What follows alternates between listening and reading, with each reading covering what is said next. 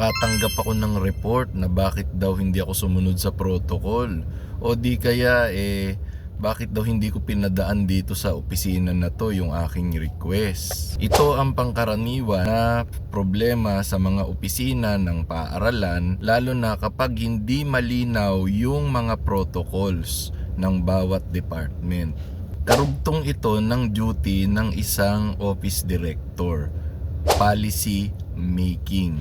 Bilang direktor, responsibilidad mo na gumawa ng mga policy nang sa ganun ay maayos ang patakaran, lalo na kapag may mga programs ang ibang opisina na nais nilang gawin, kailangan nilang ipagbigay alam ito sa inyong departamento nang sa ganun hindi rin magkakaroon ng kaguluhan. Kasama sa policy making ay paggawa ng tinatawag na process flow. Dito aalamin kung ano yung mga proseso na dapat sundin ng mga opisina sa paggawa ng mga request, mga proposals, kung saan dadaan yung mga papeles, at sino, kanino papipirmahan ang mga nasabing papeles para maisagawa yung kani-kanilang mga request. Hinahanap din ang mga ito kapag nagkaroon ng accreditation gaya ng sa PACOCOA, CHED, yung mga bisita ng CHED, at kapag inaudit din tayo ng ISO.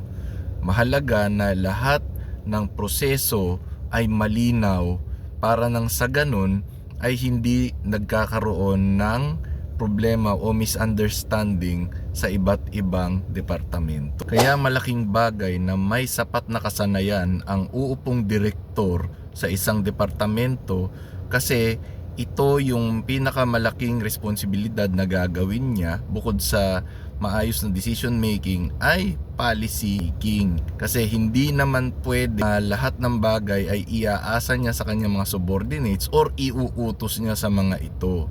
No, nakakawalang respeto ito, lalo na kung siya pa ang tuturuan ng mga taong nasa ilalim niya. Yun lamang po. Maraming salamat.